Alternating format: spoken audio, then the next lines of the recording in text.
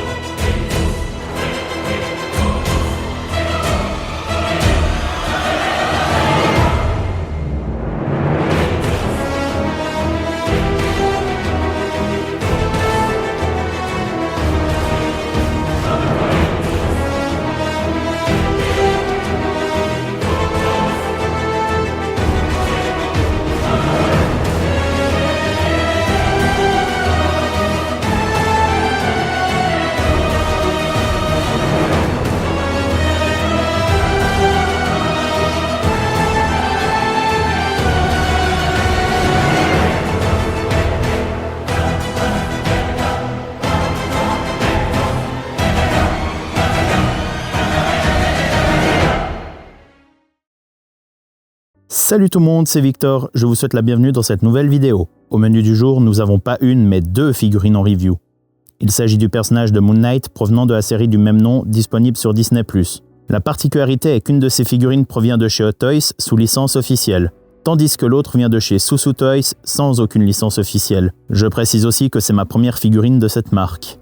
Nous allons d'abord commencer par regarder les boîtes. Nous avons à gauche la boîte de chez Hot Toys et à droite la boîte de chez Susu Toys. Le code couleur de la boîte de Hot Toys tire plutôt sur le jaune et blanc, tandis que chez Susu Toys, nous nous dirigeons plutôt sur du bleu. D'un côté, nous avons le croissant de lune en relief, avec en supplément la tête de Moon Knight, et de l'autre, nous pouvons apercevoir le personnage de Mr. Knight. L'image dessus est très probablement tirée de la série. Évidemment, sur la boîte de chez Hot Toys, il y a le logo de la série, vu que c'est un produit sous licence officielle comme je vous l'ai dit plus tôt. Je profite de l'occasion pour vous recommander de voir la série et si vous l'avez vue, dites-moi en commentaire ce que vous en avez pensé, ça m'intéresse de voir votre avis. Chez Susu Toys, vu que ce n'est pas sous licence, il n'y a pas de logo officiel pour éviter très certainement d'avoir des problèmes avec les avocats de chez Disney. Mais il y a leur logo, ce qui est déjà mieux que rien. Après, niveau visuel, l'image est vraiment sympa, on pourrait cependant regretter de ne pas avoir le prototype en image, d'autant plus qu'ils avaient fait de belles photos. Plus tôt, je vous ai donné des noms différents pour la figurine. Je tiens juste à préciser que le nom officiel de la figurine est The Gentle Moon, c'est d'ailleurs ce qu'on peut lire sur la boîte, tandis que le nom réel du personnage est Mr. Knight. Il est aussi indiqué que la figurine est la SST 049 et qu'elle est en échelle 1/6. Chez Hot Toys, la figurine est tout simplement Moon Knight. Le croissant de lune est dans un doré bien brillant, c'est vraiment beau à voir. Il y a aussi des bandages qui peuvent rappeler un peu les momies, vu que Moon Knight est en lien avec l'Égypte, ou tout simplement en lien avec le costume, vu qu'il est fait de bandages lui aussi. On peut aussi voir des hiéroglyphes ici et là, ce qui est classe pour le coup, et je me demande s'ils veulent dire quelque chose. Si vous avez une idée, n'hésitez pas à me le dire en commentaire. La figurine est la TMS 075, 075 en Suisse, et elle est aussi en échelle 1/6. Et nous avons en petit le logo de Hot Toys tout en bas. Sur l'arrière, nous avons les légendaires warnings du côté de Hot Toys. Si vous avez vu mes précédentes vidéos, vous ne découvrez rien de nouveau, mais si vous n'avez jamais vu, déjà, bienvenue à vous. Et surtout, abonnez-vous à ma chaîne s'il vous plaît. Et n'hésitez pas aussi à aller voir mes anciennes vidéos. On peut aussi voir sur la boîte les logos des différentes bases de Hot Toys, c'est le nom de leur magasin. Nous avons aussi des bandages et des hiéroglyphes dans la continuité du devant de la boîte. On a aussi le logo Marvel ainsi que l'autocollant Disney pour indiquer que ce n'est pas une contrefaçon. Après, la figurine provenant de chez Sideshow, un des revendeurs officiels de Hot Toys, il n'y a donc pas de risque de voir de fausses figurines chez eux. Chez Susu Toys, nous retrouvons aussi les warnings, mais pas de logo de licence pour des raisons évidentes. Derrière les textes, on peut apercevoir une lune ainsi qu'un obélisque, ou quoi que ce soit qui y ressemble. On peut aussi voir un immeuble plus loin, et tout en bas, il y a le logo de Susu Toys. Une fois le surcarton enlevé, on peut déjà avoir un premier aperçu de la figurine dans sa boîte. Il y a différents accessoires qui sont aussi présentés, mais on les verra en détail plus tard. Sur l'arrière, il y a un magnifique dessin de Moon Knight avec des hiéroglyphes à nouveau. Franchement, j'adore le style du dessin. Et vous, qu'en dites-vous ? N'hésitez pas à me le dire en commentaire. Sur le carton du Gentle Moon, quand on enlève le couvercle, on trouve une sorte de pancarte qui couvre l'intérieur en plastique avec le logo de Susu Toys ainsi qu'un artwork de Mr. Knight. Personnellement, je ne suis pas le plus grand fan, mais je reconnais volontiers qu'il a une grande classe dans cette position assise. Si vous avez de l'espace chez vous, ça peut être une possibilité de l'exposer avec la figurine. Une fois qu'on enlève le cover, la figurine se présente à nous avec ses accessoires aussi. Comme avec Moon Knight, on regardera ça plus tard. À partir de maintenant, on va passer à la review de Mr. Knight. C'est parti!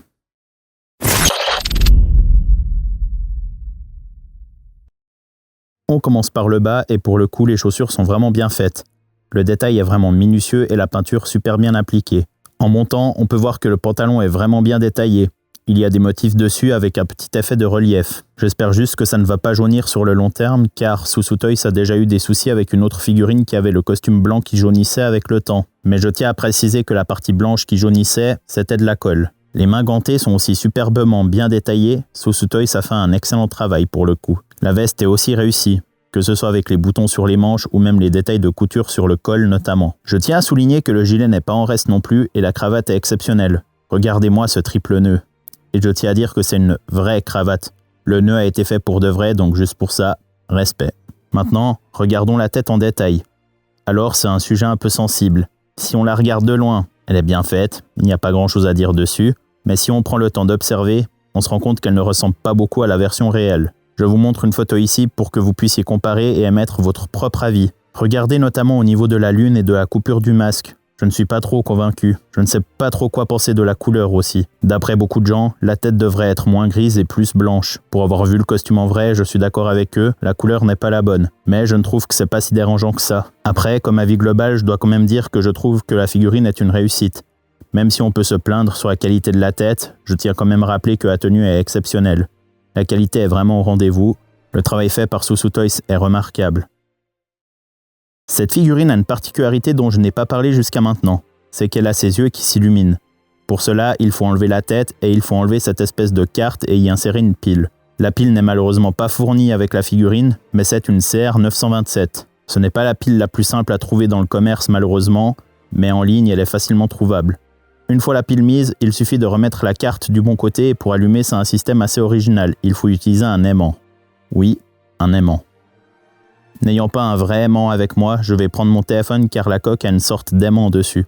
Il suffit de passer devant et voilà que ça s'allume comme par magie. Je précise que l'aimant n'est pas inclus malheureusement non plus. Maintenant, il faut juste remettre la tête et voilà le résultat. Alors là, à la lumière, on voit pas grand chose, mais une fois qu'on baisse la luminosité, voilà le vrai résultat. Et pour être honnête, je trouve l'effet vraiment raté. Vous voyez par vous-même. D'après certaines personnes, il existerait une solution, ce serait de peindre l'intérieur en noir sauf au niveau des yeux et il paraît que ça rend déjà bien mieux. Si je le fais un jour, je vous le ferai savoir en vidéo ou en short. Maintenant, passons aux accessoires.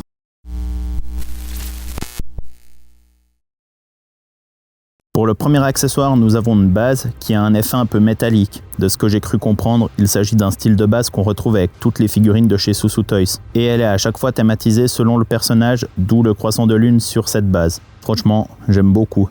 Deuxième accessoire, la chemise.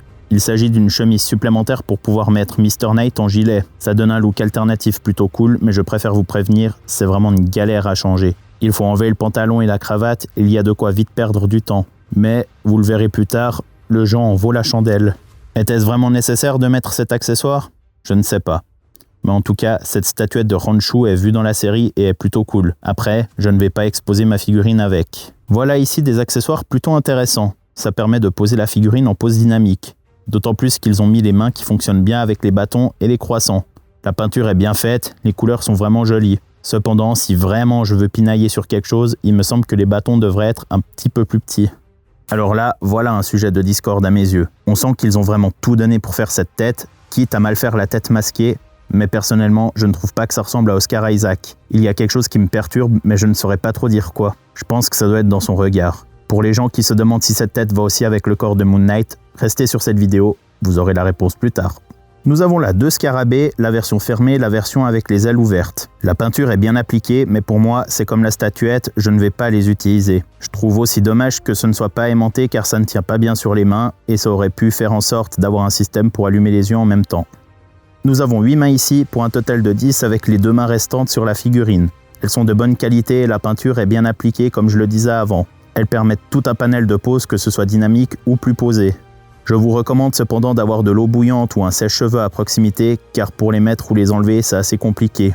Si jamais, il suffit juste de chauffer les mains et ça permet de retirer les pegs beaucoup plus facilement. On reparlera de la figurine du Gentle Moon à la conclusion, mais avant, on va parler de Moon Knight.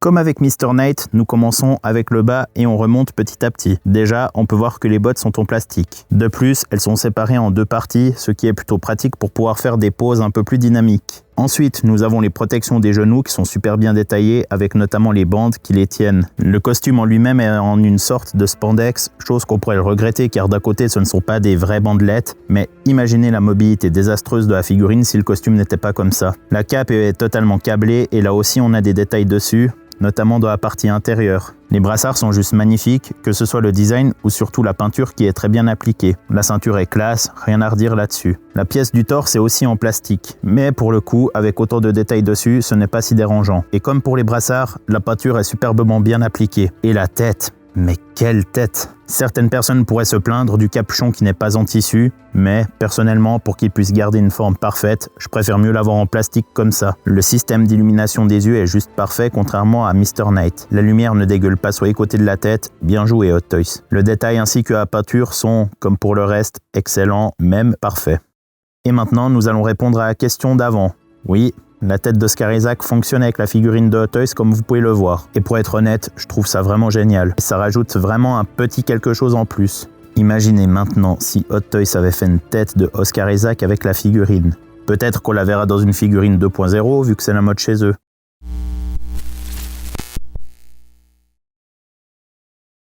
La base pour commencer.